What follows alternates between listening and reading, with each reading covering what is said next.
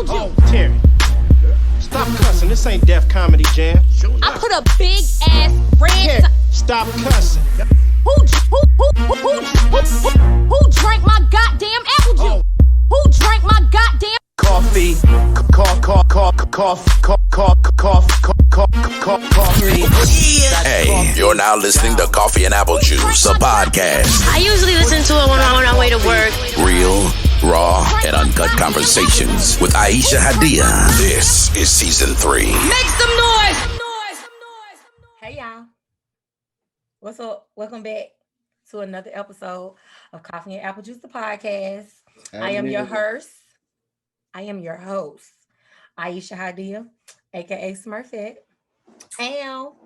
And this is my co-host, my host, my brother from another mother, my sidekick, the number 2 in this duo. Talk your shit, Smurf. What's up, everybody? I'm Smurf with the Quail Man. You don't want no smoke with the t-shirt gang. Okay. Oh my God, that's a dog t-shirt. I know it. Can't nobody. Hey, did you get it from that place you told me about? I just got out of the shower, so that's why it's wet up there. But yes, popuptea.com. I'm gonna let y'all know where I get some of my t-shirts from. I can't tell you all the places. I'll let you know. In all honesty, you said too much because we really do need sponsors. So I'm just saying though. Hey, Pop Up Tea, holla at us. I will rock all the t-shirts. I will rock all the t-shirts. I am a t-shirt fiend. He will rock all the tees. But yes, Quail Man. Shout out to all us 90s, all the kids that grew up in the 90s. 80s. Well, no, this came out in the 90s. Right, but 80s kids born in the 80s. But you know what I'm saying? I said that we grew up in the 90s. I didn't say we know we were born in the 80s. I'm not gonna argue. Okay. But we grew up in the 90s. Okay. Okay, so before we get into this episode, first I want to apologize. The audio on the last episode was extremely horrible, and I do want to apologize for that. Y'all know how super excited I get when I got somebody on here talking with me. And last episode, I was extremely excited. The volume was up really, really loud. The MacBook audio was not working, so we're on the iMac today. We're gonna see how this works. I am using my mic, so hopefully the audio comes out way clearer now than it did before. Hallelujah. So I want to apologize about that. I was at a 10 last episode. I'm gonna try to keep it down to a 7.5 so that we get some clear audio. Okay. So with that being said, I do apologize. We still trying to work this YouTube bug out, but yeah, the audio is gonna be better. We want to put out the best quality every time. We want to give y'all the best of us every week. We want to make sure the people get what they need out of us clearly. Yes. So we appreciate y'all, the watchers and the listeners. Right. How was your weekend? Weekend was full of alcohol. Not even gonna hold you. Listen. Full of alcohol.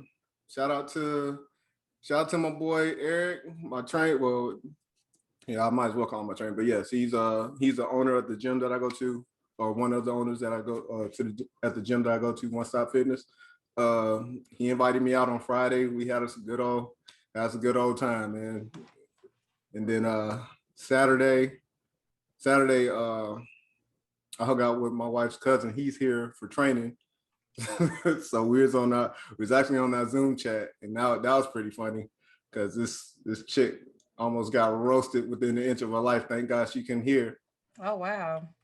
Because, my family don't play. She all up in the camera, want to fight me for my... It was a mess. It was a mess. Oh, my. Okay. But we up in there trying to sell weight. So my cousin, she makes waist beads. So we up in there trying to hustle waist beads. I have waist beads.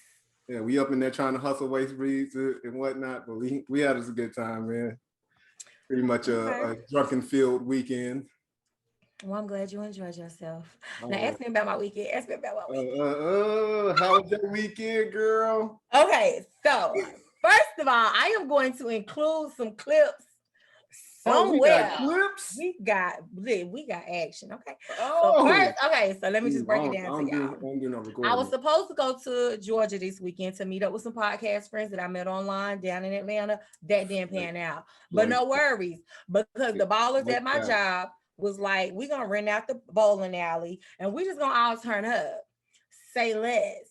So sis got super cute, was in my garter fishnets with my Jordans and my slouch socks, some Daisy Dukes, and my fucking fuck love crew neck.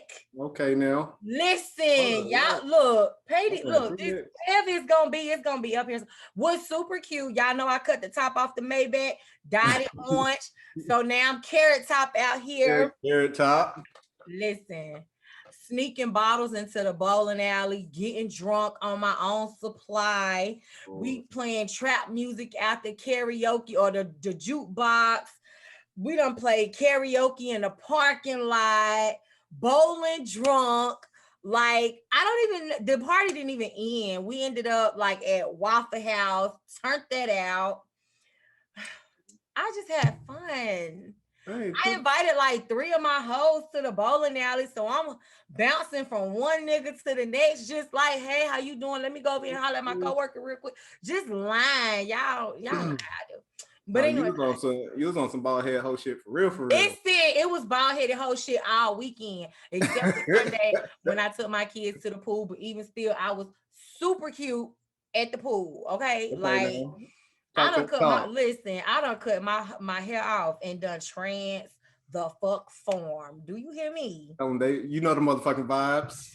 Listen, let them know. This haircut was a whole vibe. All right, like I cut the top off the Maybach, and now it's like Honda who, Toyota where, Nissan.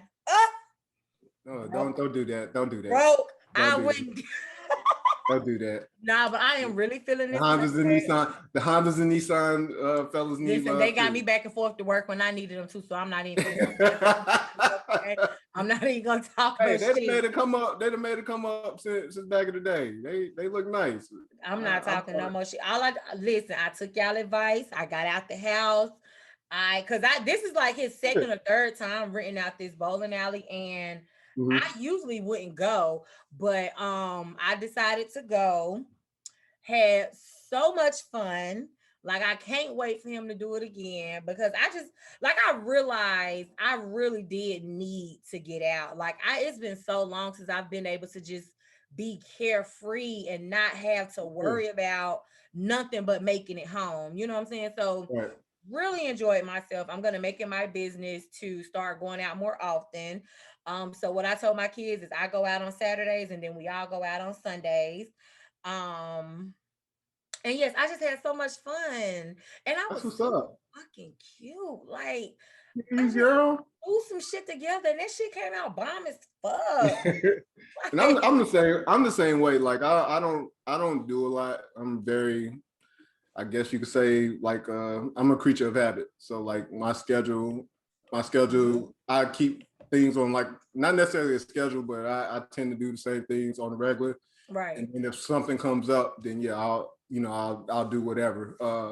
Like I said, I got invited to the spot on Friday, which is cool. I wasn't doing nothing. He hit me, my boy hit me up. He was like, "Hey, what you doing Friday?" I ain't doing nothing. Hey, pull up, bet. It's a fly. Well, I definitely had a good time myself, just on the strength that, like I said, I don't do much. Right. I do myself a lot. I'll be at the crib. Most of the time, and I'm always at work. So, and I just finished this semester. I got 6 more classes. What's good for you? 6 of them things left, and I get to walk in December. Okay. I can't wait. I got an A and 2 C's. I'll take it. Okay, so first let me just say that Kentucky is not that far from North Carolina. No, I told you that. How many hours away are you? I'm maybe, depending on, so you're in Charlotte. I'm no more than 8 hours, put it that way. Oh no, that's a long time. I'm not driving 8 hours. Girl, bye. You ain't got to drive. Don't worry about it. I'll drive it. I'll go in for your flight, but I'm not driving. I was just in North Carolina the weekend before my birthday, back in March. My homeboy stays got a homeboy that stay out there. actually got a couple friends that live in North Carolina, but I specifically went to visit him, stayed with him, kicked it, brought my ass on back. Well, when you come back down this way. Went to my old stomping grounds in Fayetteville and Fort Bragg just see what it was looking like. Completely different. Has it been? Oh man, since I left, completely different. But it was good to like go on post, see like my old unit that I used to be at, even though they're deactivated. But it was just cool to drive by and kind of reminisce for a quick set. Okay. So y'all, I'm really cool, calm, and collected this episode. It's a fly flying around my room and it's bothering me. But my mama said that I do too much talking and I don't let Smurf talk enough. So I'm really working on not talking as much. Got me a fan. Not interrupting. I'm really working on that. I just want y'all to know that I'm really working on it. So yeah, we both had very interesting weekends.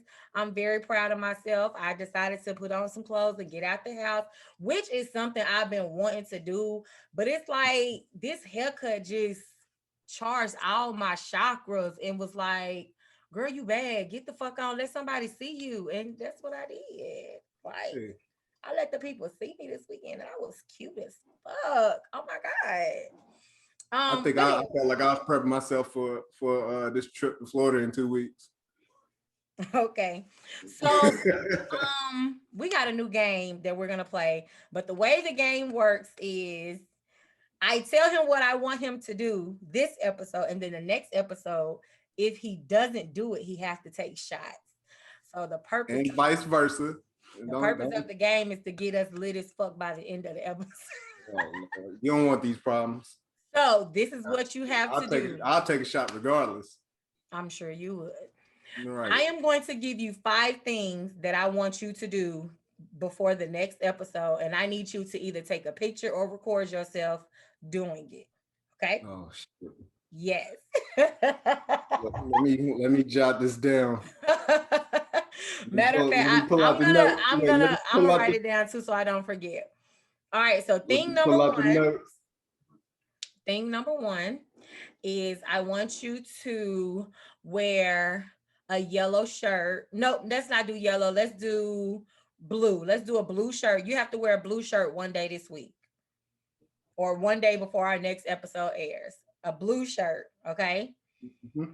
The thing number 2 is you have to record yourself eating and you have to lick your lips very seductively and you need to record it. Okay? Thing number 3 is I want you to sing I Believe I Can Fly at the gas station while you're pumping gas. You have to sing I Believe I Can Fly while pumping gas at the gas station.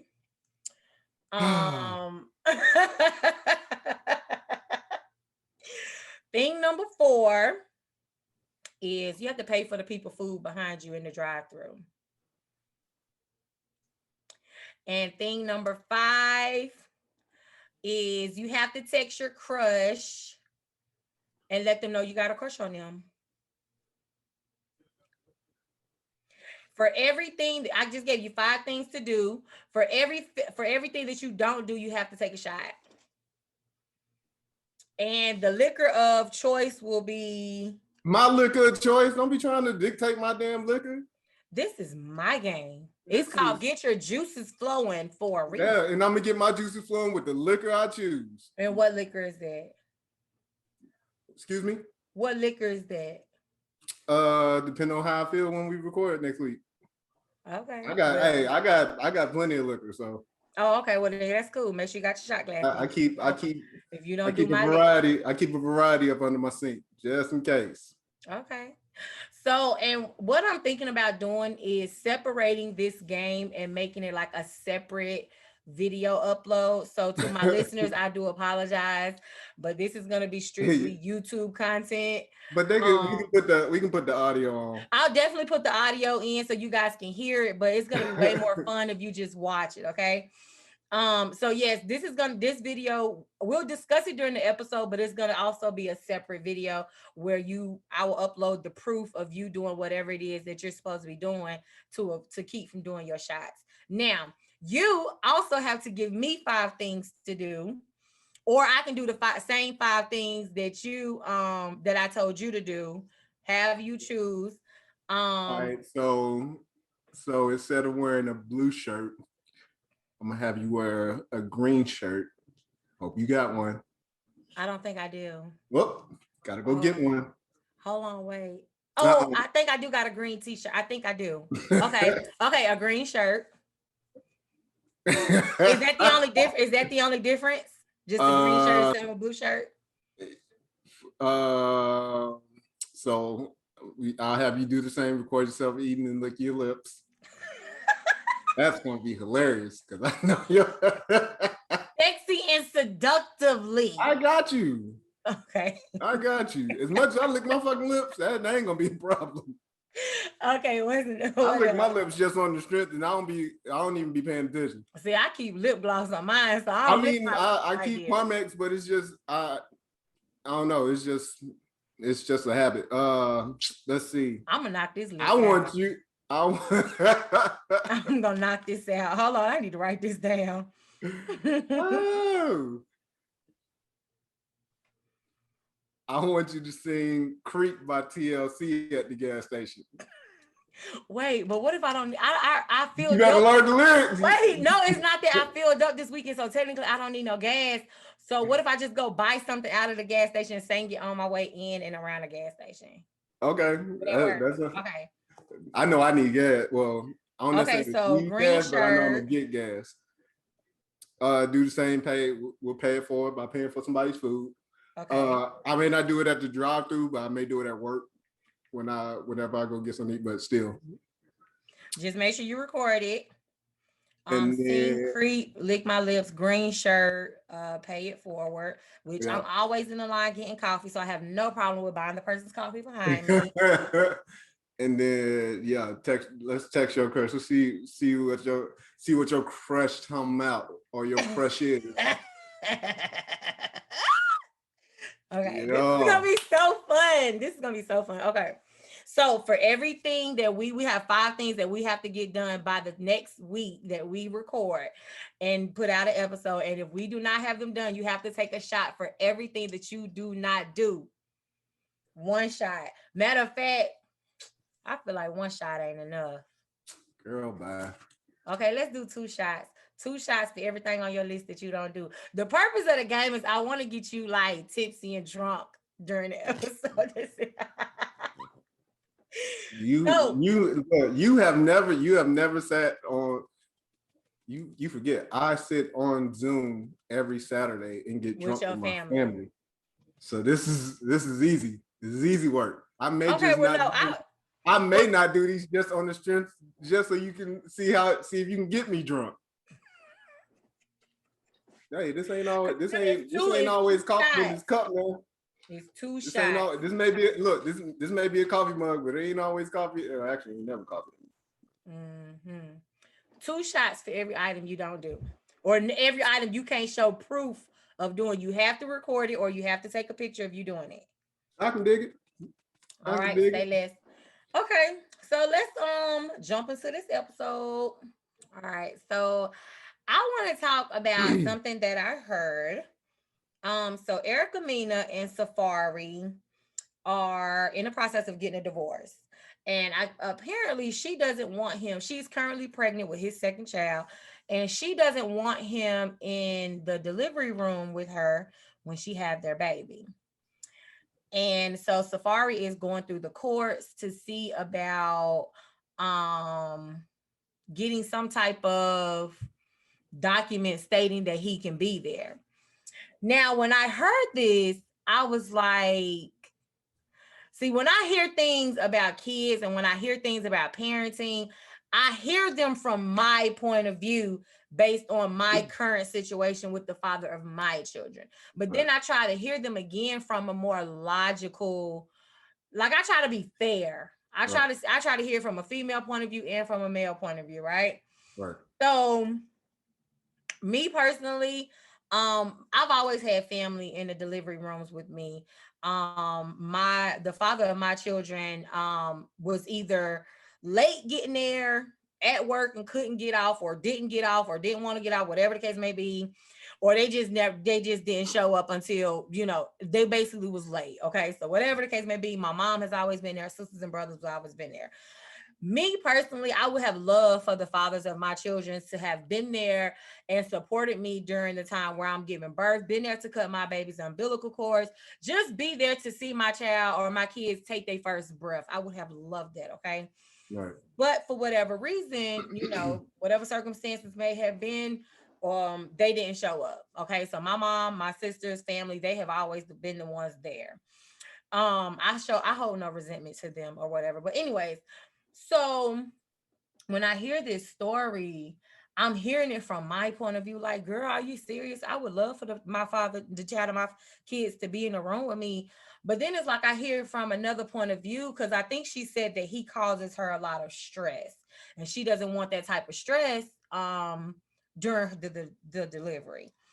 And so, how do you feel about that, knowing that men can be told that they're not allowed to come to the birth of their children, but they're required to financially take care of that child, be in that child's life, et cetera, et cetera. So I have to do all this for the child, but you don't even want me there at the birth. You know what I'm saying? Like, how do you feel about that? Just hearing it, I feel like it's trash, just on the strength that that now this man could possibly hold some type of resentment against her because of the fact that she doesn't want him there at the birth. I'm like, for somebody who wasn't able to be at my daughter's birth, because when my daughter was born, I was actually just getting back to Fort Bragg from Korea. And so I wasn't able to be there to see my daughter being born. But Lord willing, I'm able to be in her life. Like, me and her mom, we have a good relationship. Mm-hmm. And so, I can go see my daughter or go get my daughter whenever I feel like it, pretty much. Mm-hmm. But like, just to hear about it, just from, just to hear the story, it's like, I feel like it's pretty trash that she doesn't want him there. Now, to getting the rest of the information, it's like, he's causing her stress. Like, at this point, like, there has to be something they can work out. Right. Like, I'm just thinking from it from a parent standpoint. Like, there has to be some kind of way that they can at least reconcile, just for this moment, just for this day or two or whatever, however long, for him to be able to see his child being born, be there, for the initial birth. And then after that, y'all, they figure it out. Like, they figure it out from there. Hell, even if the police got to be there, whatever. Like, I just feel like she's possibly taking away something that she may regret for the rest of her life. Right. So, I mean, that's just, like I said, that's just me. That's my take on it. As far as granted, I can care less about either one of them. Right. I mean, I'm not big into celebrity gossip, especially. I'm like, I don't even know who the hell. I know who Safari is. I don't know who his wife is. Really don't care. Right. So Erica Mena and Safari were they were on Love and Hip Hop LA. Hollywood, Love and Hip Hop Hollywood. I'm not big on celebrity gossip either, but there's a lot of ways we could have kind of spun this. Oh yeah. So me personally, I'm just gonna be honest. From the jump, their whole relationship just seemed arranged for the TV. Okay. Mm-hmm. I never like saw them together and was like, oh my God, they was, like they a couple. I always seen them as that's some shit they did for TV. You know what I'm saying? But I feel like that. If you don't Love and Hip Hop and y'all in a relationship, man, I feel like it's for TV. Just on unless I'm sorry, go ahead. Unless y'all y'all been together and then y'all have made this decision to be on this show as a couple, I get that. Mm-hmm. Money making, that's a money making decision. Right. But for you to get into this relationship with somebody or this marriage with somebody like off jump, and then you wind up on this show, like you said, it just seems like it's forced. I really do feel like that was just something they did for the money, and they really starting to realize they don't even like each other like that. Like, yeah, we fucked and made kids, but like, I really feel like they don't really like that shit was just so arranged. Like, but that's just my perspective on it. But whatever the case may be, I think that I'm gonna be 100% fair because I'm for the child, I'm for the woman, and I'm for the man. Okay. So I want to be 100% fair. I think that it is extremely unfair that he may not be allowed to be there to witness the birth of his child. You know, that's not something that happens every day. That only happens once. Yep.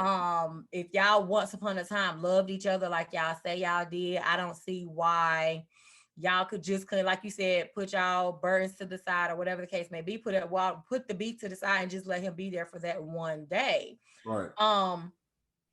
I can understand her as far as, you know, her allegedly saying that he causes her stress and she don't want that energy and that stress in the delivery room with her. I get it. I understand that. But then it's like, I don't know, like I try to see situations from both points of view, and I just think it's so unfair if he's not able to be there to witness his child being born. But then like his child's upkeep is his responsibility. You know, he's gonna have to financially support it, mentally, spiritually. I just feel like, and I don't know, because I don't want to sound like I'm just all for the men getting what they want, because I totally understand where she's coming from as far as just wanting positive energy around her. But it's like, you mean to tell me that y'all was just so in love with each other at one point, now all of a sudden y'all want a divorce and he can't even witness the birth of his child? Right. You know, so he's stating that he needs to be there to bond with the baby when the baby is first born. Like, and I feel like he should be deserving of that moment. Now, granted, I don't know what took place during their relationship that got them from point A to point B.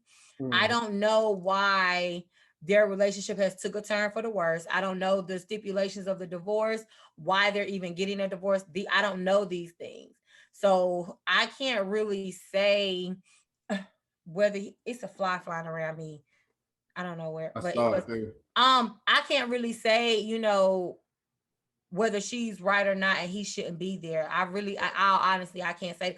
I just, like I said, I'm speaking from a single mother's point of view, who's the father of her children wasn't there, or they got there late.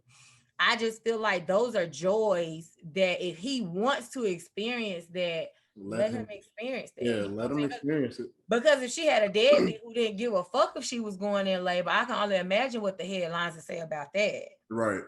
You know, so, and I try not to get into celebrity drama either, only because that's just out of my tax bracket.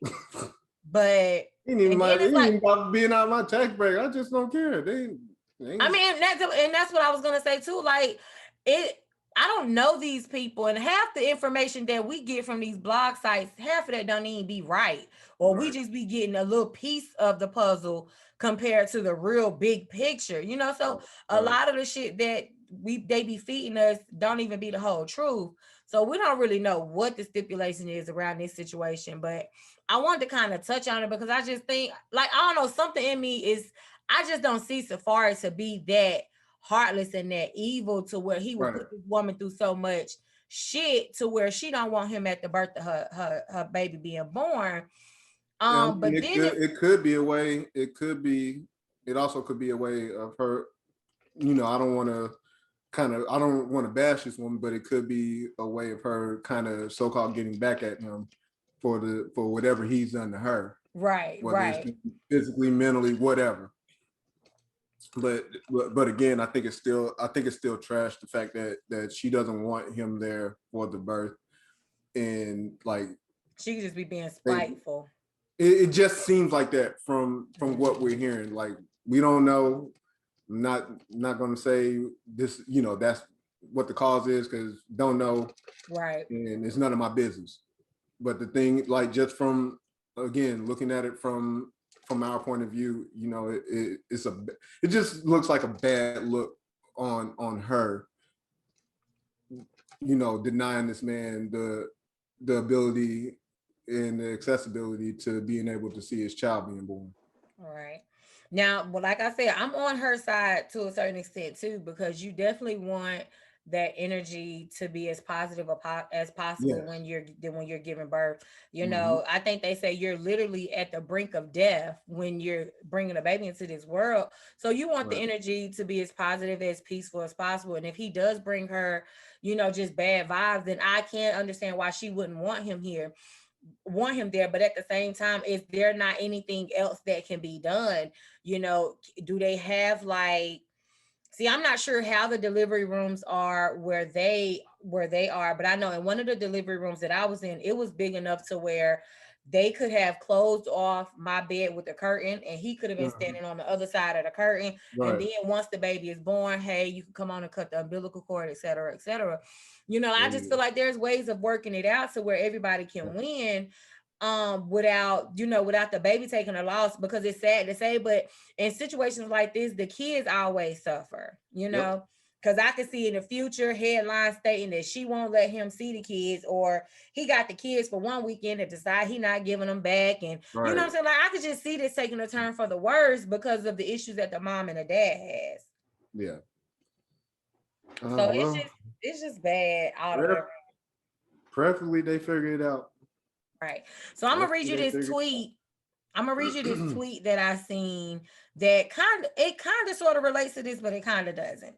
So a young lady on Twitter said, if we're not married, it's my child, and I don't have to give my child that I carried for 9 months the last name of a man who ain't my husband. He's just the father, and there's no long ties to him. Even if we're married, I don't need to give my kids my husband's last name. It's 2021.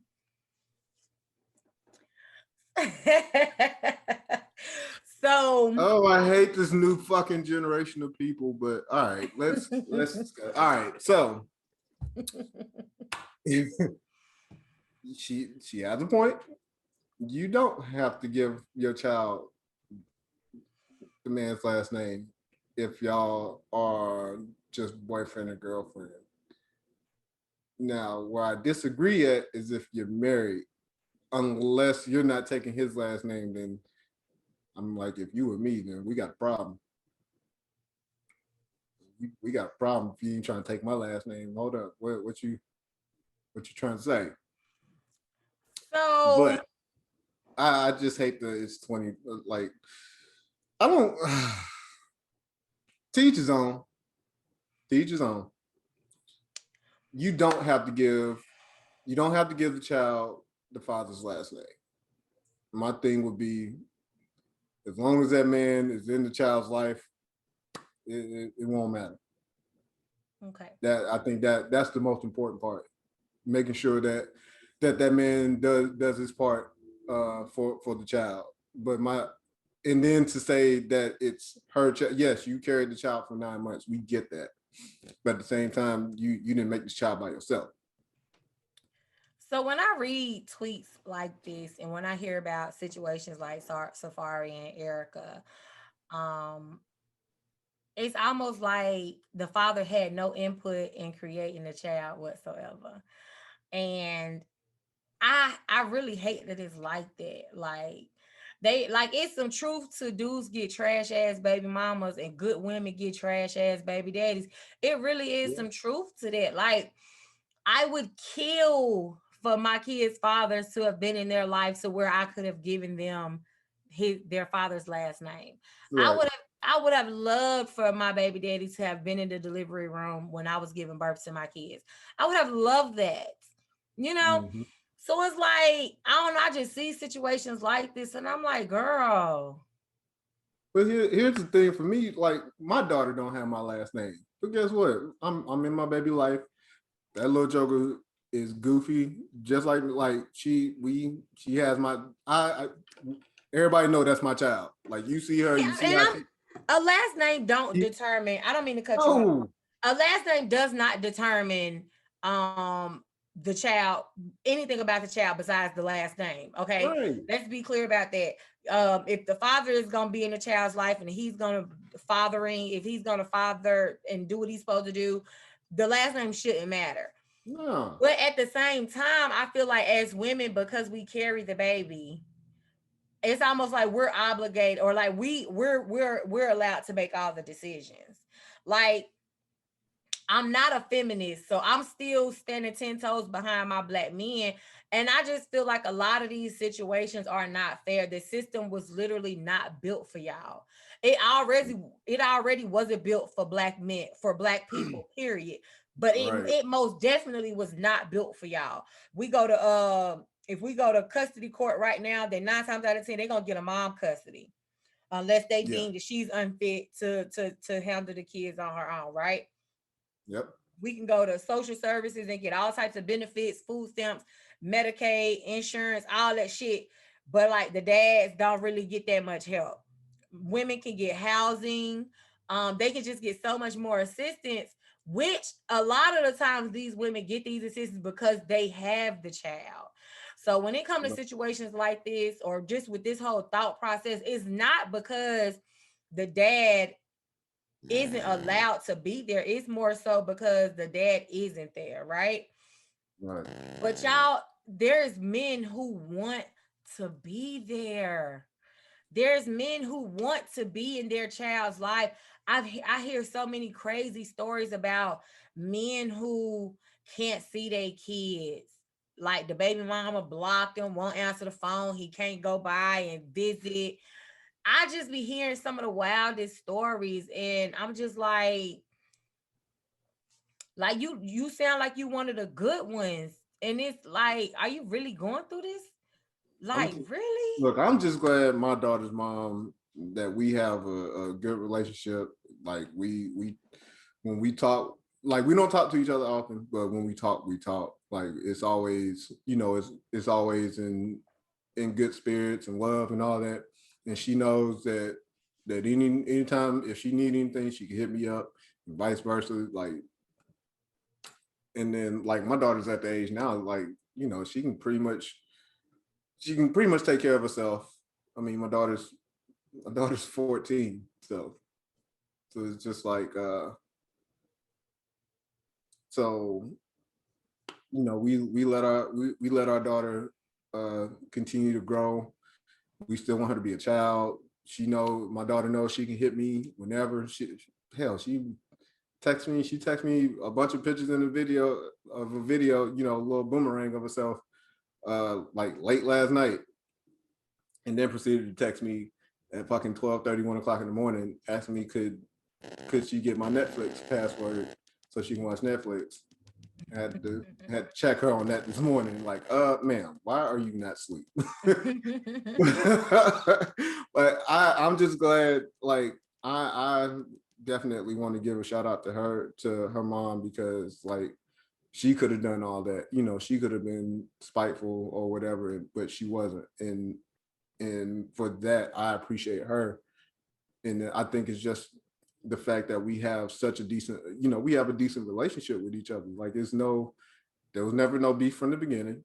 So it was just, she was like, hey, I'm pregnant. Okay, cool. And we just proceeded to go about it that way. And shit, we make sure we take care of our baby. Right.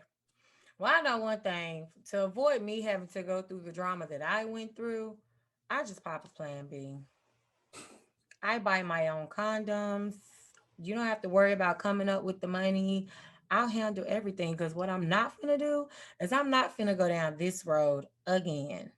Right. So shout out to all the fathers who are in their children's lives. Shout out to the moms who are allowing these fathers to do what they're supposed to do as fathers. My hearts and prayers is going out to those who, for whatever reason, you will not allow the mother or the father to be a part of the child's life. Like, kudos to y'all. You know, just I was gonna say work it out. a good example of the opposite is Dwayne Wade. You know, Dwayne Wade got custody of his kids because at the time the court deemed that the mother wasn't fit to, like you said, the only way he was able to get them because the court deemed that the mother wasn't fit. Was she really homeless on the street? I don't know. Look, I don't even get into all that, okay? Right, but I'm just I don't necessarily think she was homeless. If she was, it's kind of crazy, especially when you was married to D Wade. But I mean, hell, at that time they were young though. I know D Wade was shit. He was barely in his 20s at the time. I keep seeing a meme. I had it in my phone a while ago. It was I know it's been going around for years, but it was like she was homeless, jobless, didn't have money. You know, I think it said she didn't have money for food. I'm not really sure, but that's definitely what we can segue into. I would find that hard to believe. I definitely would too. Unless she just tricked off her, the whatever money that she had, that'd be one thing. Right. But I mean, who knows? Like I said, I don't know. It's not my place to speak on it. So here's my thoughts, right? If I'm married to some big boy basketball player, football player, actor, whatever, rapper, whatever, and we get a divorce, and you know the divorce states that he has to give me a certain amount of money, right? Mm-hmm. Here's my thing. What are y'all doing with y'all money? Like, okay, so during the marriage, because he was making the amount of money that he was making, I was allowed to uphold a certain lifestyle. Right. Once you get a divorce, I think it's stated that he's supposed to pay her. I'm not even sure how it goes, but all I'm saying is, if I'm married and I get a divorce and he pays out however much money he's gonna pay me, I'm not gonna be the type trying to maintain a lifestyle that he was able to provide for me. Right. I'm the type, I'm gonna use that money to either start me a business or go buy me some property to where I know we'll never be homeless. Or like I'm gonna try to do this to where I can sustain myself. Now, because he has kids, he's not required. Because he got the kids, he wasn't required to pay like any child support. Right. So all you walking away with is the money. I don't know if it's called alimony, spousal support. I'm not sure exactly what it's for. But whatever, that's all you're walking away with. Why would you squander that thinking that you're going to get more from somewhere? Like I wouldn't have done that. I would have put that money in. I would have put myself in a position to where I would have made that money grow and make more money for myself, to where I don't need you in your money. You see what I'm saying? Like, I never understood how these women just be blowing through all this fucking money that they be getting from these divorces, and then had the audacity to have their fucking hands out. I mean, but shit, it's just like anybody. That's just like somebody who wins the lottery, and then you hear later on that they blew all the money because you get this amount of money and you don't know what the fuck to do with it. Man, listen. I mean, now being a little bit wiser now, like I'm like, if I was to come across a good sum of money, I know exactly what I would do. Offer it. I would pretty much, I'm gonna disappear first and foremost. Like if I hit the lottery and I disappear, it's for a reason. But during that time frame, I'm going to buy the house that I want. Nothing crazy. I'm going to buy the house that I want. I'm going to pay off some stuff, pay out these student loans, and when I come back, when my face pops up somewhere, I'm just gonna be living life. Let me tell you something. If I hit the lottery, fuck you, Sally Mae. You ain't getting shit from me. Get it with your muscle, okay? Get it back in blood. I ain't paying a damn thing. Nah, okay. I'm going to pay Sally Mae. She can get it. She can get it at this point. Look, I got it now. I got it. Ain't got to work. So, like, not to really get off subject, but if I already have it written down what I'm gonna do if I ever hit the lottery. I literally been planning this shit for years. If I hit the lottery, right? So on top of donating to a lot of different organizations and programs that I feel like has helped me over the years. I'm going to buy a huge plot of land, and I'm building all my brothers, sisters, mom. I'm building all of us our own house on this little piece of land. And we're gonna have it gated off to where it's just like our private little neighborhood. My mama, I used to tell my mom about this, and she was like, well, just make sure that my house has the biggest kitchen, because we are gonna be required to eat dinner together or whatever. But whatever the case may be, I'm investing in like abandoned hotels. I'm investing in like, I always just wanted to buy an abandoned hotel and turn it into like a not necessarily like a shelter, but more so like a little start over program. If you homeless, come here, get on your feet, and then we'll try to get you the resources that we can get you to get you going, to get you back on your feet, something like that. That'd be cool. But yeah, I have so many ideas when it comes to when I win the lottery, so I ain't gonna give them away too much. I mean, I would take care of the people that I need to take care of. Oh yeah. We will not be living by each other. Nope. You're not gonna bug shit out of me. Listen, you got your own house to bug me from. Go to your house. That's why I said everybody gonna have their own house. We ain't gotta be in the same state. We good. Oh, okay, well. We good. Yeah. We are good. I love my family to death, but I need my distance. I need my distance. I think mostly because I've been on my own since I've been out of high school. So yeah, that's just me. But I would definitely take care of the people I need to take care of. After that, cruise on out. Make sure my money can make more money. All right. Well, I didn't really have too much that I wanted to touch on. Those was the only two things that I wanted to touch on as far as the Erica Mena situation and the tweet from the young lady about giving her child the father's last name.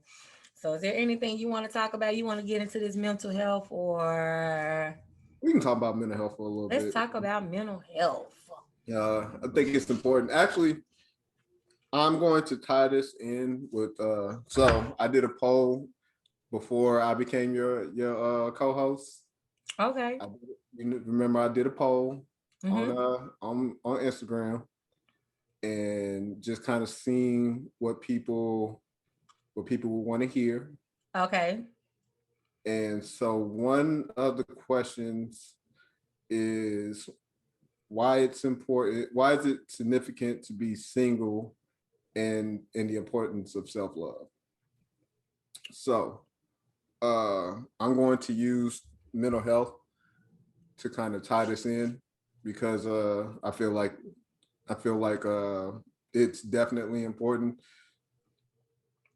being that I will be a year from being divorced here in about 5 days. I have definitely kind of used this time to just kind of be at peace, man. It's been rough at times. Like in the very beginning, it was rough because it was just like everything was happening so fast. Boom, boom, boom, boom. And then it was like we finally, I think when the divorce got finalized, I was just like, all right, what's next? And so that's where I took the time. Actually, before then, I always told my family when we started doing the Zoom chats, I was like, I did it for, I felt like I was doing it for selfish reasons. And I was using, because I was using it as an outlet. Using what as an outlet? The Zoom chat. Okay. So I got the idea from To Hear More, dude named To Hear More. He's a comedian, and so he had this thing called Zooming with the Homies. And he would just get on with his friends damn near every day, and they would just shoot the shit.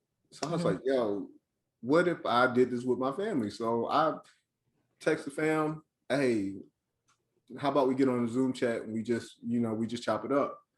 So we did that. We did it the first time. we was like, everybody's like, hey, let's do it again next week. Okay, bet. So we did it next week. We played games.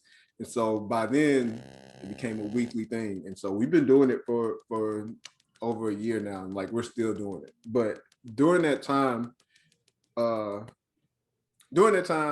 wasn't in a great headspace. Okay. And so I was using, go ahead. I'm sorry. I need No, to no, get no, go ahead, go ahead. Y'all started doing the Zoom chats after your divorce, correct? No, we were doing the Zoom chat. We were doing the Zoom chat before. So we had filed for a divorce, but COVID shut everything down. Okay. So we had to wait. We had to wait until everything opened back up. But during that time frame, like we started in like late April. Okay. Mid to late April. So this is when this is almost at the time that I had got furloughed from my job or whatnot. So, but I was not in a good headspace. So I was using those weekends that would be my release. Okay. I wasn't really doing much. I was literally forcing myself to go out and I wouldn't even say I was going out. I'll just go to a bar. I go sit at the bar, have me a couple drinks. I take my ass back home, go to sleep. That was it. In between that and getting on the game with my homeboys, like those were my so-called releases. But the Zoom chat was really my release because it took away everything. Like I wasn't thinking about the divorce. I wasn't thinking about what I needed to do next. I wasn't thinking about when I was going to be back at work, things like that. Mm-hmm. I was just enjoying my family, having fun, staying up till 2, 3, 4 o'clock in the morning, chopping it up with them. And I confessed to them. I was just like, yo, I was like, I feel like I'm doing this for selfish reasons. And of course they understood, but of course with them being family, they're just like, look, we understand, we here for you. That's why we, they're like, that's why we continue to do this. So, and for them to keep wanting to do it every week, and it doesn't matter if it's two or three of us on, or if it's 15 of us on, like we get on there, we see how we're doing. If some stuff's going on and people want to open up about it, we open up about it. But we overall we have a good time, and we make sure that we're there for one another. And so I wanted to say I wanted to tie that in with the question, because I realized that's kind of what I needed to kind of get myself at peace. It helped out a lot, and it's very important, especially when you're single and you're trying to figure out what's next for you, especially if you're thinking about trying to be in another relationship. It's just like, okay, well, damn, how do I go about this again? Especially with the shitty year of 2020 that we had, and we weren't able to do nothing. Now the world's starting to open back up again, and now we're able to move around and do stuff that we want to do. And it's just like, shit, some of us are just like, yo, it feels a little brand new. And so we're trying to dip our toe into dating and getting back on track of just trying to see who it is that we like and things like that.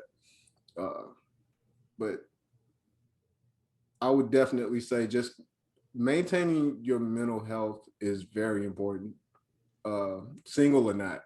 Yeah. Single or not, whether you're single, whether you're married, in a relationship, whatever. Like, if you're able to have your mental in a good space, then you'll be in a good space, whether you're by yourself or whether you're with somebody. And I feel like especially if you're with somebody, if they see that you're in a good mental space, they'll want to be in that same space too. Mm-hmm. So it's definitely very important. And again, I'll always shout out Dre, because he always ends this. He always ends their podcast, Unapologetic Podcast. Shout out to Reg and Dre. Our brothers. Dre always ends it. He's like, yo, he always mentions mental health. He's like, I'm no subject matter expert, but if you having issues, reach out. And so that's how I feel about it. That's how I use my Zoom. I still use that. Like I said, we still doing Zooms to this day. And again, it's just an outlet for me to kick it with the fam and relax, release any issues or stressors that I'm having. But for the most part, just since I've been by myself, I've been at peace. I can honestly say I've been at peace. I haven't been stressed over nothing. I think more so because I'm able to sit back and relax and do the things that I want to do. Sometimes, hell, doing what I want to do is absolutely nothing. I come home and I can definitely understand it. I come home Definitely sometimes. understand it. I won't cut the TV on. I will sit here in silence and just be like, I'm good. Yeah. So when it comes to me, mental health wasn't a term that was spoken of growing up in my house, in the household that I lived in. I don't think it's not even in the Black. It's starting to come around in the Black community, right? But of course, I'm with you. Growing up, mental health. We didn't know nothing about mental health, so it's like a lot of the things that we were suffering from, we didn't know that it was considered a mental health issue. Right. So I'm gonna give y'all some backstory. When let me see. I moved out of my mom's house the beginning of my senior year of high school. So the beginning of my senior year of high school, I was literally living on my own, me and my little sister. Got pregnant, graduated, had my first baby, still out on my own, struggling. Okay. So from the time that I got pregnant with my first child to the time I gave birth to my fourth child, I was living in a low income area. Okay. Low income neighborhood in Charlotte. When I just woke up one day and was like, this ain't it. You know what I'm saying? I went from having one child to having 4 children in a matter of years and have nothing to show for it but some kids. Okay. Right. And it was like mentally, this low income area was just, it took its toll on me. You know, I wasn't going nowhere. I wasn't doing it. It's like my life was just stagnant, but I was adding kids to this situation. Right. And I feel like I can speak for any mother when I say, when you're in a situation where you can't care for your children the way you want to, or the way they need to be cared for, that shit fucks with you. Just knowing that somebody out there can do a better job at being a mother to my children than I can, that fucked with me. So whatever the case may be, my mom, she the house that was next door to her was up for rent, and I had just graduated from massage school, so I was starting to make a little bit more money now, and I was able to afford it. I was able to basically make myself afford it. Okay. So I moved my kids out of the neighborhood, out of the low income neighborhood or whatever. And before I go on, let me just say that I'm not telling this story to bad talk. Nobody's still living in these areas. I'm just speaking more so from my point of view. And I feel like if I would have stayed, I probably would have had more kids. I probably would have been a single mother, still having more kids with nothing else to show for it but a bunch of kids, So I'm not bad talking nobody, because I feel like y'all have to go through your own reign and wake up and decide that that's no longer what you want. But for me, it took 4 kids for me to realize, you know what, this ain't it. So whatever the case may be, I moved into this house next door to my mom's. It just felt good to say, I'm not on food stamps, I'm not on Medicaid, the government don't help pay my rent. It just felt good to basically be independent to a certain extent. And I'm not talking about independent as I'm talking more so just independent from government issued, programs. Right. So that felt really, really good. But it's like depression hit. Oh my God, that shit hit so hard, because I went from being able to pay my rent and have a little bit of extra money to moving into this house. Okay. And mind you, I'm coming from an apartment. So now I done moved into a house where when I was in the apartment, I only had to pay one bill, maybe two, and everything was covered. Right. I'm in this house and I got like 4 bills, 5 and 6 bills. Okay. Just, you know what I'm saying? So it's like depression really hit me because it ain't no sitting at home, spending time with the kids. Every waking chance I got, or all the free time that I got, I was at work because the rent got to be paid, the lights got to be paid, the water got to be paid. We got a gas bill, winter coming up. Kids need shoes, kids need clothes. We don't get food stamps no more, so I gotta buy groceries. I gotta do this, gotta do that. So it was like depression just hit me so hard. I literally was in like autopilot for about 3 or 4 years. I lie to you not. I was waking up, going to work, coming home, closing myself off in my room, and just staying in my room till I woke up to do it all over again. Like I would see my kids, I would see my kids coming to go, and I probably would stay woke long enough to feed them. And then I was back in my room. I was eating my dinners in my room. Like I just didn't want to be bothered. Oh my God, the negative energy that was around me. And I'm not talking about my environment. I'm just talking about my aura was just so over life. Like, and I was just like, I refuse to believe that 2 people had sex and gave birth to me, and this is the life that I have to, like, I thought I just got myself out of a shitty situation. Right. And now here I am. All I do is work. You know what I'm saying? I'm missing milestones with my kids because I gotta go to work. You know, so when birthdays hit, when we first started out, man, everybody was getting everything they wanted for their birthdays. Right.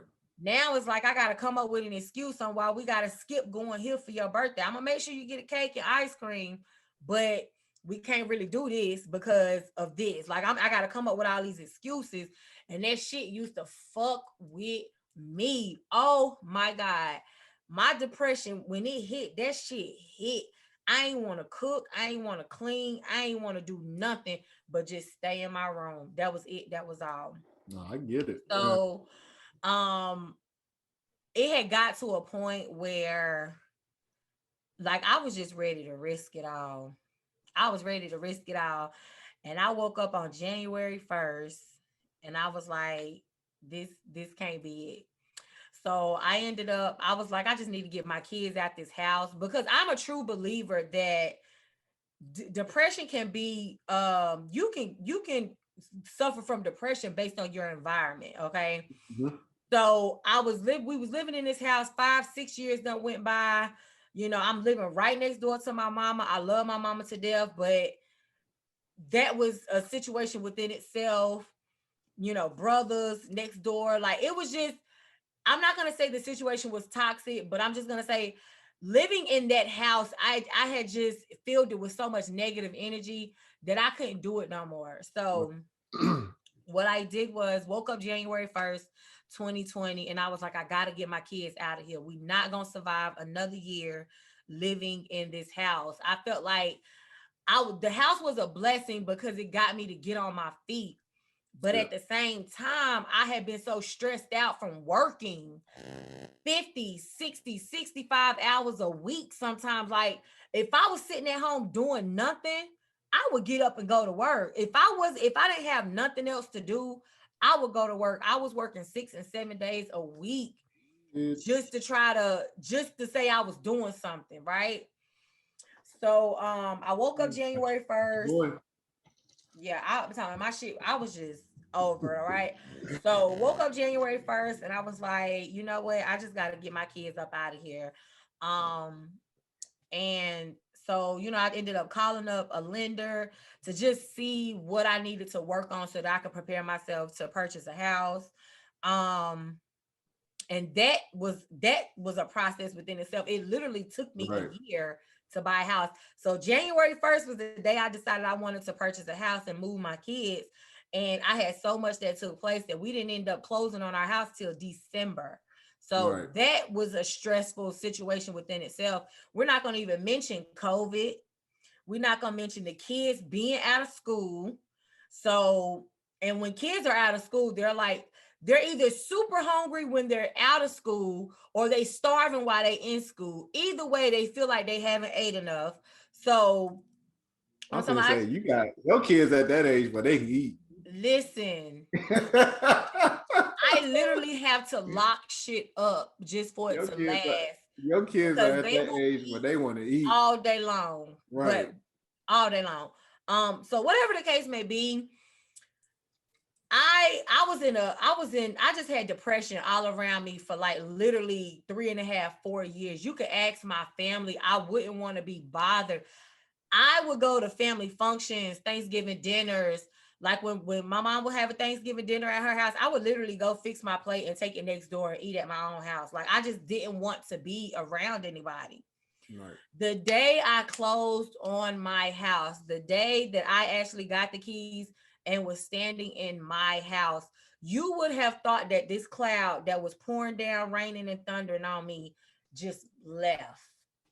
Like it's just something I feel like during my depression, I realized that I deserved more. My kids deserve more, and that I just can't settle for this, right? Right. And I can't be stagnant. I can't continue to be content. I just have to get something better for us.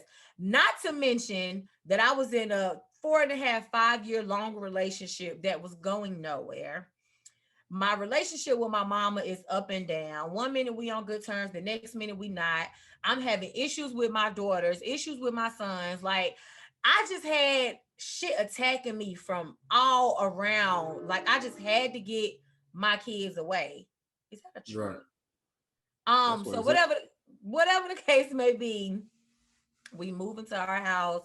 Like the first night, I was like, we don't have to sleep here, y'all. We can go sleep at the old house.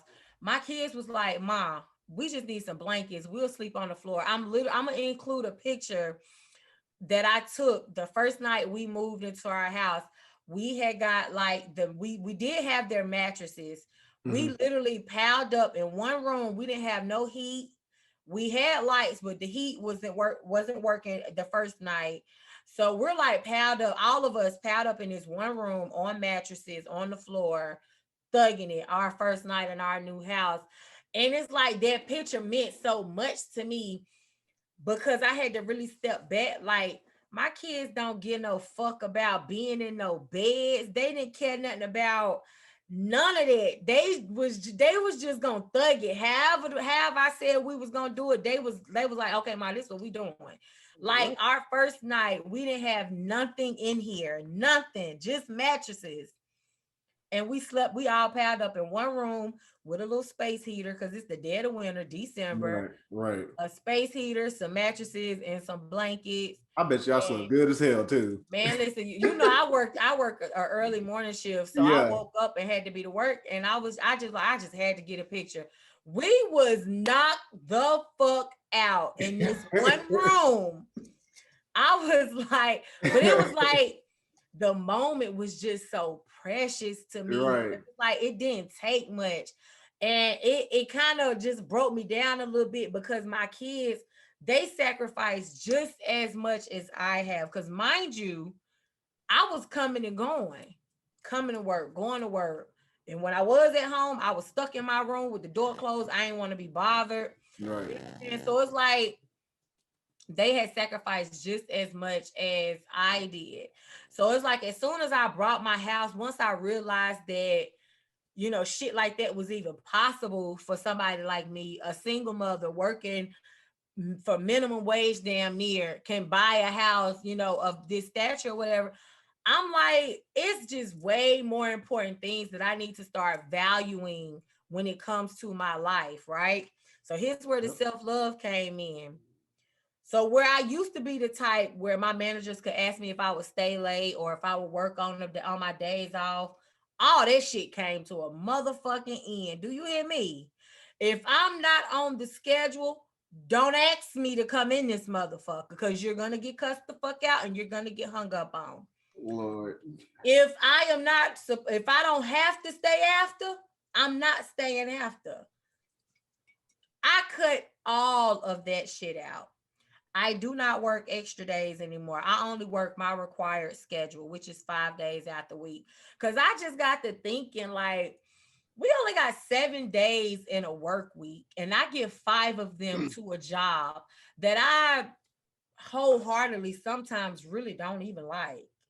I love my job, don't get me wrong, because it does provide me and my children a lifestyle that, you know, is presentable for us right now, or, you know, but we literally give 5 days out of our week, 40 hours out of our week to a job that will replace us just like that if we decide to quit or if we get fired for whatever reason.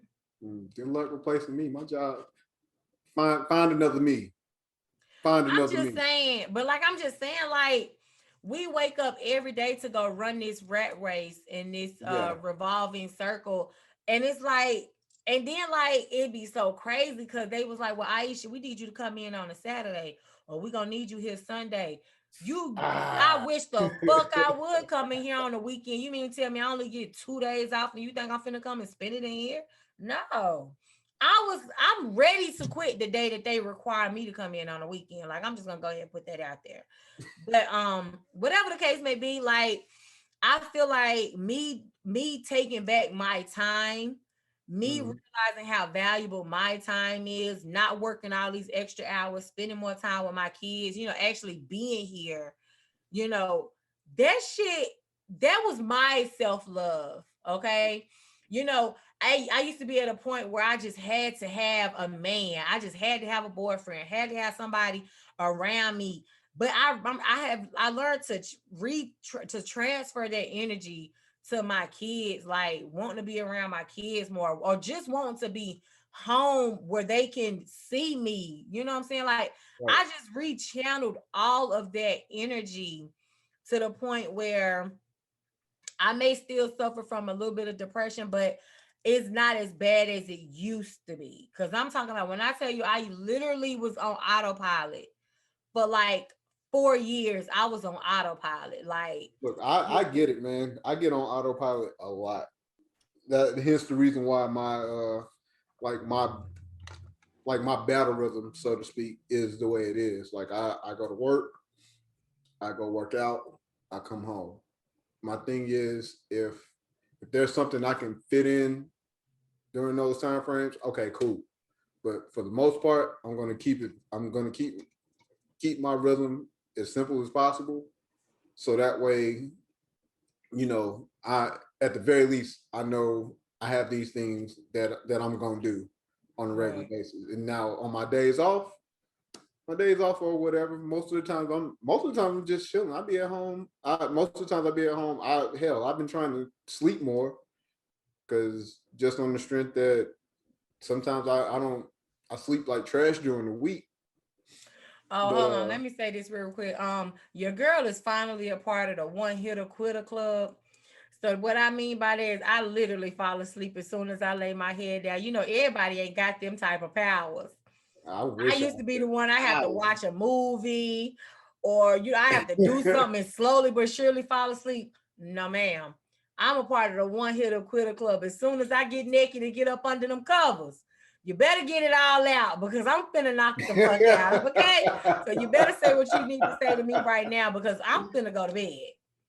But I wish I had that type of power. Listen. I cut on the movie on Netflix, mostly a movie I don't watch, so I ain't gotta, because if I put on something new, that's where you messed up at. Go to YouTube. No, but see the movie, you gotta play that rain and thundering sound on YouTube with the black screen. That shit do it every time. It do it every time. Look, you know how many times I done put on SWAT on motherfucking Netflix and fell asleep within the first 10-15 minutes. Quit watching action movies at night. Find something soothing and nice and I gentle. I know the movie. I know the movie, so I can fall asleep. Now, if I put on something new, it'd be different. Cause I'll be up like trying to figure FOMO. I have FOMO. I don't want to miss the movie. Yeah. But so yeah, when I like my mental health, it's been a little roller coaster, but I can honestly say, now that I moved into my house, And me and my kids, we kind of getting back on one accord. Like my shit is it's steady now. It's not as bad as it used to be. Right. So I'm encouraging any and everybody. There's nothing wrong with getting counseling. Y'all have to keep in mind as Black people, we are literally we all suffer from a little case of PTSD. We live in a country that don't want us here. We live, we and look, live. and will vocally tell you that they don't want you here. Listen, we literally live in a country where we can't peacefully shop in stores. We can't legally drive down the street without risking our lives of getting pulled over by police. Like we suffer from PTSD. That's just the minimum. We're not gonna mention drug abuse, sex abuse, because I feel like a lot of us are out here using sex as a coping mechanism. We're using it to fill a void. We're not gonna mention the drug abuse, how we out here popping pills and snorting powder for the fun of it. We really using that. No, we ain't finna act like it ain't no crackheads out here. Now let's just stop that. We ain't finna do that. But we are a family show. No, the fuck we ain't, honey. This is for adults. Listen, 18 and under need to go the fuck on the bed. But I mean, I'm just saying, like, I really feel like a lot of us we abuse a lot of things because we're using it to cope with some underlying issues. We drink until we get drunk because we need to numb whatever the fuck is really hurting us. You know what I'm saying? So ultimately, we all need counseling. If you saying right now that you don't need counseling, you a lie, especially if you Black. Especially if you a Black man, especially if you a Black woman. You know what I'm saying? We dog our men because they not here helping us raise these children, but we not looking past that to really understand why they not here in the first place. They wasn't raised by a man. The man that was supposed to be in their life was locked up for selling drugs that the government put in the neighborhoods in the first place. You know what I'm saying? So it's like, man, we could go all night on this for real. Like it's a lot, but ultimately, to keep it cute, if you have the means of getting counseling, I definitely recommend you get it. If you receive Medicaid or medical insurance from the local Department of Social Services, you get that shit is included with your Medicaid. So definitely take advantage of that. Take advantage of that. And even if you don't, even if you don't do it that way, like if you have somebody that you trust, talk to them. If they down for you like they say they are, they'll listen. Right. They'll sit down and listen, and they'll go back and forth with you. Sometimes that's all you need. That's why I said my Zoom chat was very important for me because it just let me talk. It let me talk. It lets me in it. I'm talking to family. I'm talking to the people that legit care about me and will fucking damn near do whatever if shit hit the fan. Yeah. But on top of that, they're willing to sit there and listen to me, and then on top of that, give me feedback if need be. And half the time, I'm not even looking. Half the time, I'm not looking to be coddled.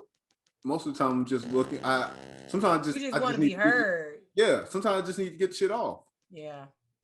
And sometimes half the time I don't even need feedback, but it's always great to get, especially from the people that you've grown up with, between growing up with and just being around, a good bit of your life.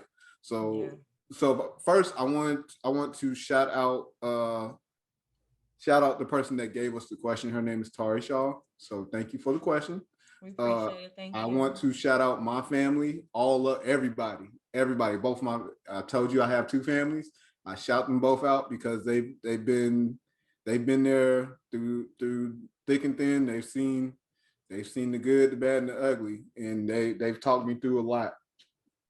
They talked through me a lot. They made me laugh. They made me cry. So I definitely shout out them. I shout out shout out to all of them, man. Shout out to everybody. I'm greatly appreciative. Yeah. So this episode, we just kind of wanted to touch on mental health, share some personal experiences with depression and things that we did to cope. Like I told you guys, for self-love, I basically just took my time back. I took my power back. You know, I love working and I love making money, which is one of my issues. But it's like when you realize that I don't know. It's like I just realized that this job ain't worth it. You know what I'm saying? Like I missed out on so much time with my kids by working. You know, my kids have sacrificed so much because mama gotta go to work. Right. We can't do this today because mama gotta go to work. We can't hang out here today because mama at work. Like I just missed out on too much, and I realized that wasn't fair to them. You know, even though I'm doing what I need to provide for them, that still wasn't fair to them. Right. You know, so I just had to say, you know what? I'm not finna keep doing this. Y'all finna get 5 days out of me. 4 on a good week. Cause like your hope is 5, because I'm gonna call in on one of these days. Or I'm gonna catch a headache and leave early on one of these days. Y'all already know I face and leave work early. Like that's just a given. You know, so but it's like I'm at peace right now. I really am. You know, the tension in my household is gone. I have to rebuild a relationship with my kids because I literally felt like at one point I didn't even know them. I couldn't tell you nothing about my kids because it had just been so long that I was just coming and going. Right. So I had to work on my relationship with my kids and rebuild a relationship with them now that I'm around more, you know, and it's crazy because sometimes my son will come, he was like, and I could just be putting on a shirt and some pants. Mom, you gotta go to work. And I'm like, no, I'm just putting some clothes on, you know? So I don't know. Excuse me. I just took my time back, like for real. And that's what you have to do that, especially when you're single. You just kind of have to if you can get yourself in order. Once you get yourself in order, then you can kind of push forward and do the things that you want to do. Like once you get your mental straight, like it seems like the whole world opens up to you. And see, and now that I think about it, like I really didn't want to admit this, but that's one of the reasons why I haven't been really pressing the issue about being single or about dating. Like I've been on 2 dates so far this year in 2021, but it's like I'm not really pressed about being in a relationship because I know what that last one did to me, and I don't want my next relationship to put me back in that space, you know, that headspace, you know. So I'm okay with taking my time on dating. I'm okay with just hanging out and seeing where things go, but I'm not finna rush into anything with anybody just to have some type of validation or some type of claim on somebody else. I'm not finna rush into a relationship with you just to call you my boyfriend. I'm not finna do that. Listen, if somebody who's rushed into marriages, yeah, take your time. Take your time. Bet your ass won't do that shit no more. No, I'm cool. But I told my mom, I said, I ain't listened to your ass half my life. I said, this is the one time I'm about to listen to you. Me and my mom, we had a talk back in last July. And she sat me down, like she literally broke me down. And I was like, you know what? You right. Like she had me thinking about that shit. Like, you right. You are correct. But shout out to our mamas, boy. I tell you what, they care about us like nobody else. But you know what? You don't shout my mama out too quick. She already got a little crush on you. She all in the comments asking if Hey, Mama Apple Juice.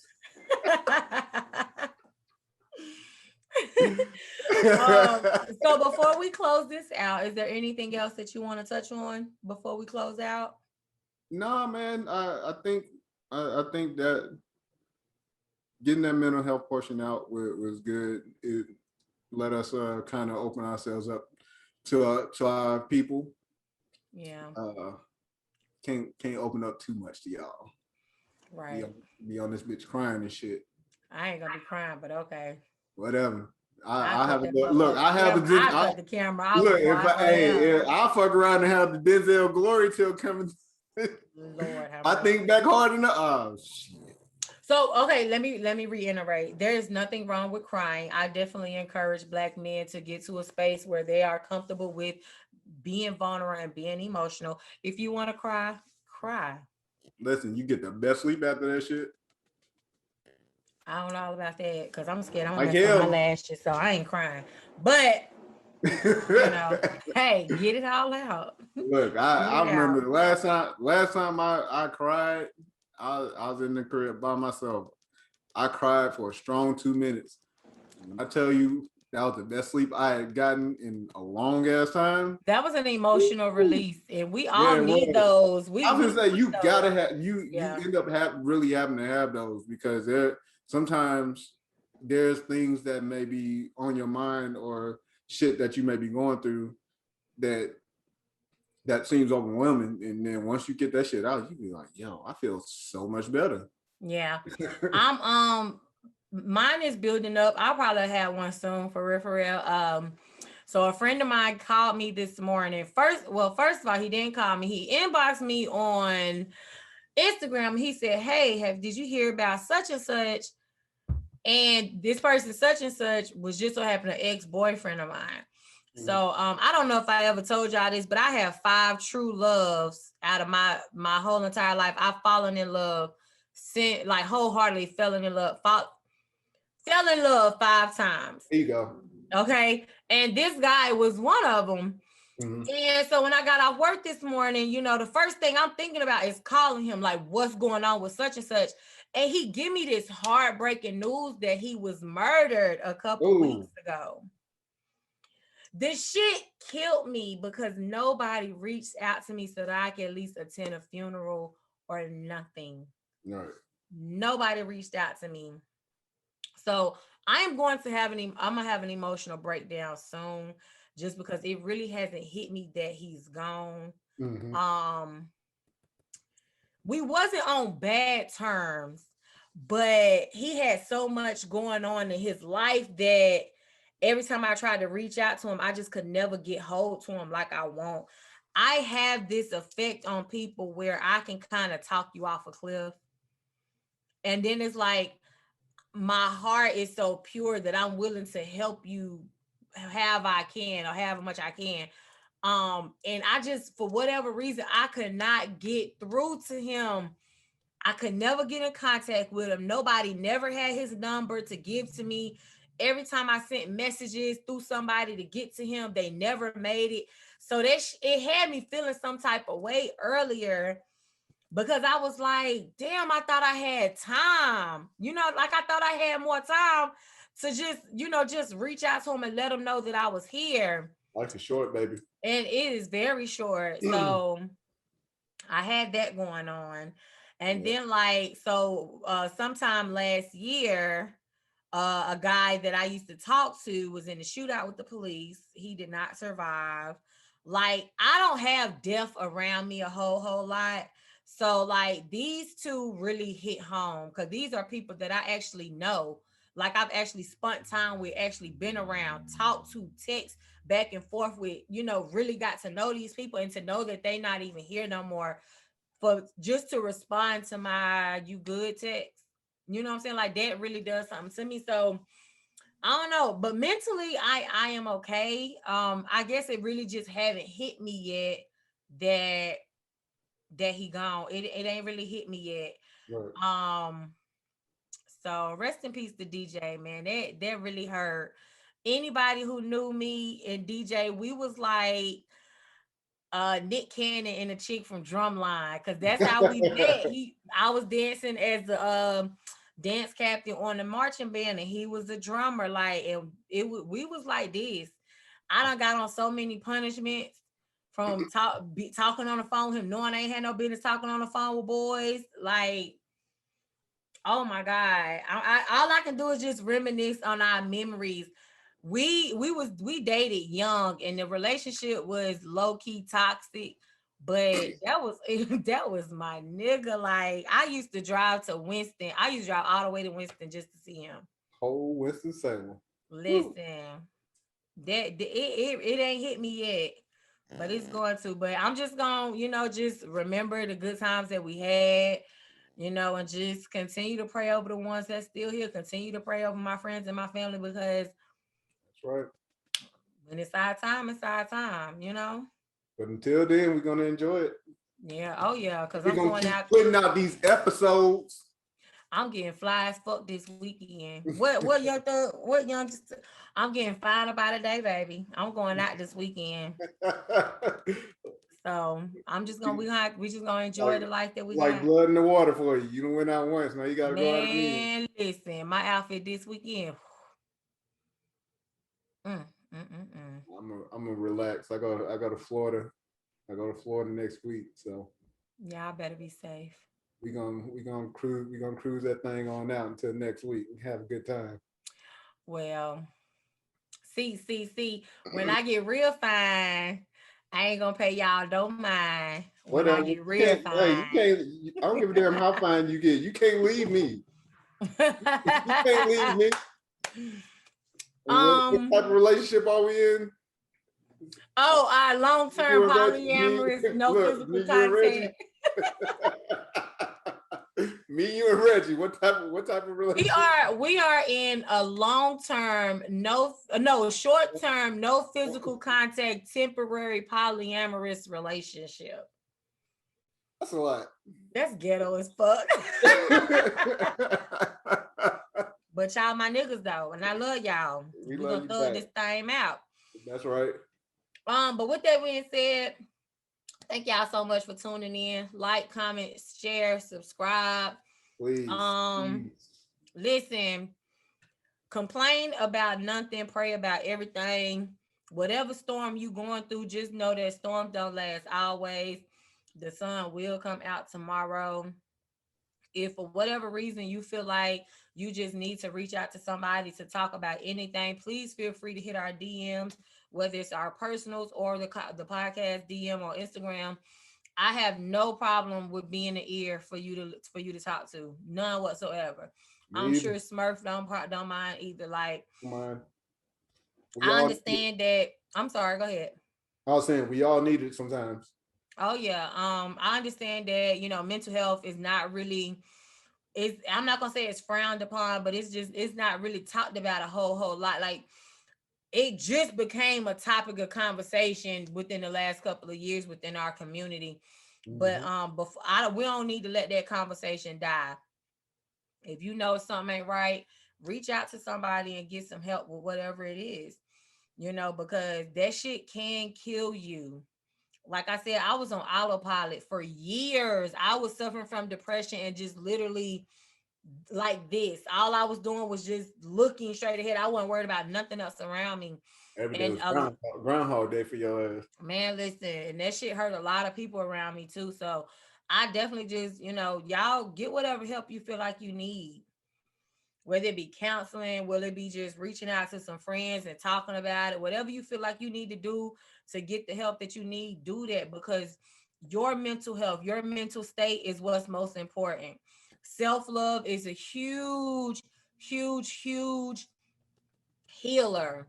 Like, I can't even express this shit enough, y'all. Once you realize that you is what's most important, a lot of bullshit around you would just kind of cease to exist for real. So, use us. We're not experts on the topic, or what Dre say? Subject matter experts. We are not subject matter experts. We're merely just sharing our experiences. So if you need us, we here. Reach out. Reach out. Once again, we thank everybody for coming out, watching and listening. Don't forget, let your juices flow. You got 5 things to get done by next week. You got 5 things too. Don't act like it's just me. Listen, I'm coming with mine, because I'm trying to save my liquor tolerance for the weekend. So That'll prep things you for the weekend. Look, get them juices flowing. That's our new game. He got 5 tasks to complete by next episode. And if he don't complete these episodes, he got to take 2 shots for every task he did not complete. Why time out? You saying that like you ain't got to do these tasks too. But I'm gonna do mine though. That's what I'm saying. I'm gonna do mine. No, don't do that. Don't do that. Don't do that to our people like that. Trying to make it seem like I'm not gonna do mine. I'm gonna do mine. That's all I'm saying. I'm doing mine, so I ain't gotta take no shots. Well, you're gonna take shots anyways. I'll give that. Anyways. You can do all your tasks. You still gonna take a shot. So with that being said, y'all, thank y'all so much for tuning in to another episode. We'll catch y'all next week. Peace.